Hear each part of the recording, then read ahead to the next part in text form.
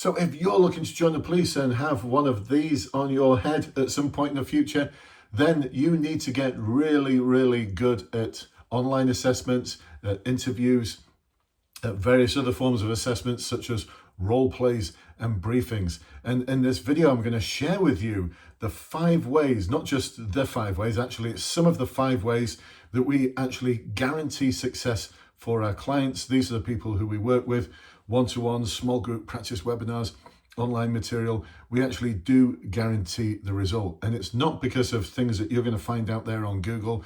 It's because of proprietary systems and processes that we've developed over 31 years. Actually, I've developed a lot of them. My team have enhanced them. I've been doing this now for 31 years. My name is Brendan from Blue Light, and over the past 15 years, I've been helping people just like you to succeed in the recruitment process. I've been helping people to succeed in promotion boards and specialist interviews now for 31 years. I was a police officer for 3 decades, so there's not much I don't know about the process. So I'm going to dive in now and share with you these systems and processes that we've developed that enable people to pass first time with the highest of marks. So first of all, for rear-facing interview questions, these are the ones that start with, can you tell me about a time when? Now, most of you are going to make the mistake of falling for the very simplistic model, which is the STAR model, which stands for situation, task, action, and result. But the problem with this is that it's just what everyone else is doing, and everyone else has got it off Google. And it might be okay if you're going for a job at, I don't know, some fast food restaurant or some kind of administration job or whatever it might be, but it's not okay for the police because the police want a lot more from you, a lot more in depth. And besides which, don't you find it confusing? Like the task I set myself and the action I took. The task I set myself is what I'm going to do, or what I've said I was going to do, and the action is what actually I did. Or even worse, the task someone set me. They don't want to hear about a task that someone set you. So instead, we use this. It's the SAARKLU model. It's similar in some ways to the STAR model. We still have the situation at the very beginning. And we also talk about a lot of other things like impact factors and making sure that the situation is describing something that was challenging or difficult for you. And from there, we move into the AIM, very national decision-making model. If you're familiar with the NDM, and if you're not, you should be, the AIM is a key part of the NDM. And so from the AIM, we can start developing options. This is really good, especially if you've got a question that is around decision making. Now, we still have the action phase, but as well as focusing on the what, we really need to focus on the how. So many of you come to us having failed, and your feedback is that your answers just weren't detailed enough. You didn't hit the CVF, and you're thinking, what is all of that about? How did I not hit the CVF? I described a really good example of whenever I did whatever the thing was. It's because you didn't have the detail there. So it's not just the what, it's the how. It's the how. And we can't emphasize that enough. The detail is what gets you the high marks. And from there, we move into the R, which is the result. But we're not going to follow the advice that's out there on the internet for every other job role, where they talk about how you should give an example of something that went really, really well. Well, if it went really, really well, then it wasn't challenging or difficult enough. Because I want to hear about things that are challenging or difficult, because at the interview, and I've run these interviews, I want to hear from people who are capable of facing difficult moments in their career, difficult incidents that they have to deal with, challenging incidents, and they don't always go to plan. So for that reason, we're going to talk about our result being something that kind of went well, but there were some areas that you felt you could improve upon. And that's where we can move into the learning phase, because that's when you can talk about what you do differently in the future, which is not, I would make sure that I collaborate better with others, or I would make sure I build a better relationship with others, or I learnt the power of open questions, or I learnt that it's good to collaborate with others. No, we're not just going to do cliched nonsense. We're going to make sure the learning actually links in with the result. Is this making sense? It should be. And then the final part is the KU. This is where you demonstrate in your answer how you understand that decision-making is, as an example, or collaborating with other partner agencies is so important for the police service to be able to help prevent crime, help solve crime, help build amazing, strong, cohesive communities. We're going to demonstrate those skills through that knowledge phase, and then we're going to move on to the understanding, which is where you actually demonstrate how you're going to implement that skill, that behavior, once you're actually a police officer. Is that making sense? It's a lot more complex than STAR, but this is how we guarantee success. We guarantee success through these proprietary models and systems. All right, number 2. Forward-facing questions. So many of you really struggle with this. Forward-facing questions are ones that start with, how in the future as a police officer will you do? And it could be build trust with your colleagues, build trust with members of the public who may not trust the police, build strong relationships with partner agencies, challenge inappropriate behaviour, support vulnerable people. There's a whole slew of different types of questions you can get. And if you try and find guidance on how to structure the answer, you're just going to find simplistic structures such as STAR, but STAR doesn't work for a forward-facing question. We know that there's some forces out there that are telling you for those sort of questions you should use STAR. It just doesn't work. So instead we came up with the why, how, what format. This has been nailing it for our clients for several years now. First of all, why is the thing such a challenge? Why is it so important for the police to deal with?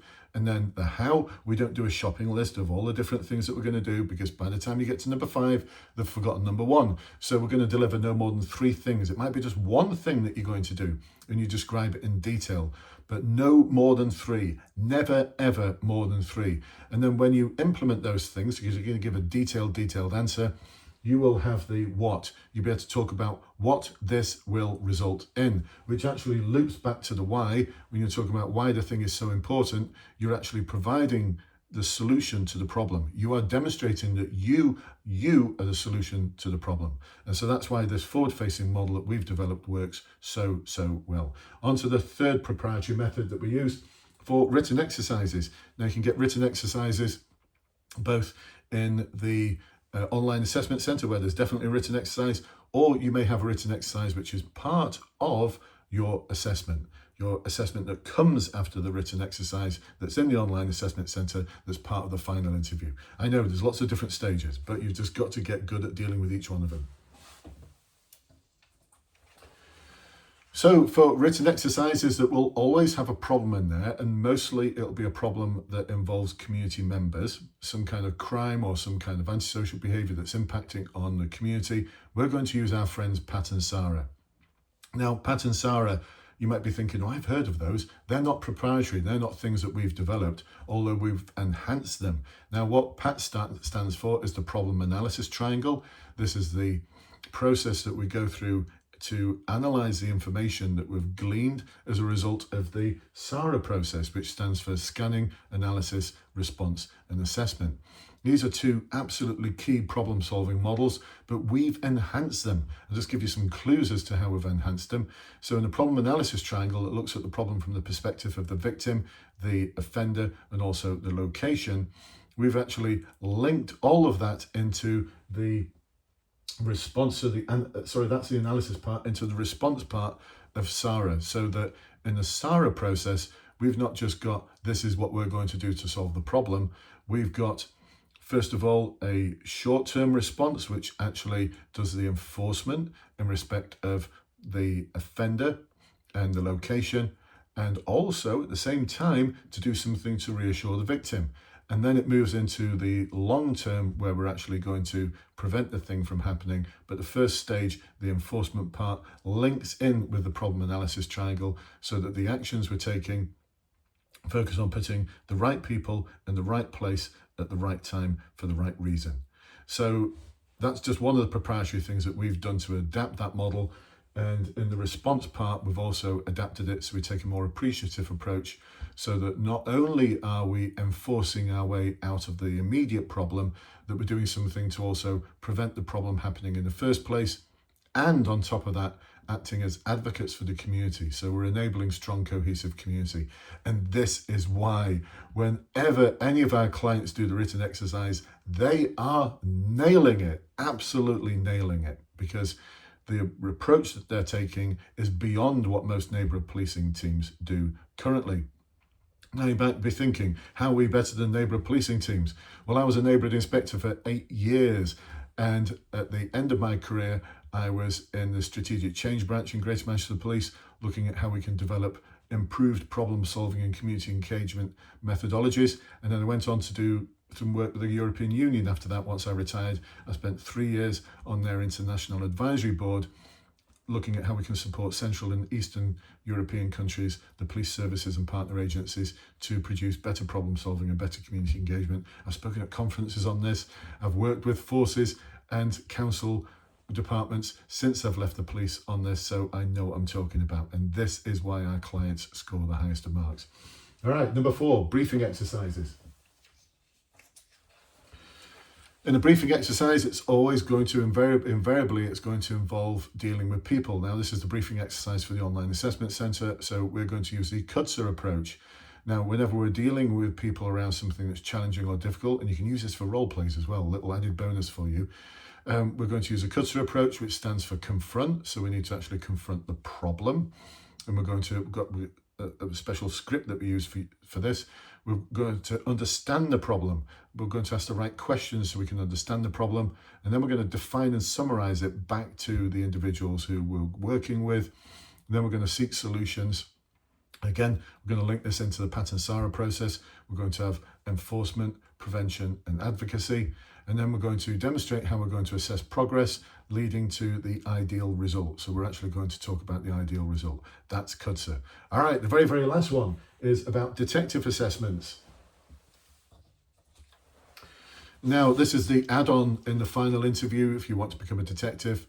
And this will be some kind of briefing that you have to deliver. You might have up to an hour to prepare for it. It is going to be around a complex crime. Some things that have happened already, a serious robbery that took place at a petrol station. There's been a fight outside a nightclub and we've got multiple victims, or a complex domestic violence incident that you've been assigned to deal with. Now, you might be thinking, how am I going to deliver a 10 or 15 minute briefing about something as complex as that? Well, we break it down using our enhanced IIM MARCH model. IIM MARCH stands for information and intelligence, intention, method, administration, risk assessment, communication, and human rights / health and safety. It's a systematic approach to delivering a briefing. Now, there's various little subheadings in there that we've developed and added to it so that you can come up with a script almost for every stage of the process. Now, you might be thinking, well, that sounds like I'm playing the system. Well, you're not really. You're developing your skills, because what we've had as feedback from our detective candidates who've gone on to become detectives is that they're still using IIM MARCH. They're still using it in the way we advocated it, and they've got their detective sergeants asking them questions about it, like, where did you get that system from? I'd heard about IIM MARCH, but I'd not heard about this bit or this bit or this bit. So it's something like all of these methods that you don't just need to use to excel and get high marks in your assessment centre or your final interview. These are all skills that you can take forwards with you once you're actually a police officer. And don't just take my word for it. Check the Trustpilot reviews below. You'll see that there's so many people there talking about how, as police officers, they've been using the skills that we've provided them for years and years and years. So there you go, folks. Those are 5 ways we actually guarantee success in the police recruitment process. If you'd like to be one of those individuals that has that guarantee applied to you, then check the links below. There'll be a form to complete that form. We'll take a look at it, and we'll see if we're going to invite you to a call. It'll be 45 minutes to an hour long. This is where we can get to know you in depth, and where you can get to know us in depth as well, to see if we're a good fit working both ways. Hopefully that's helpful for you, giving you an insight into the sort of things that we do to help you succeed, to guarantee that success, and I'll see you on the other side.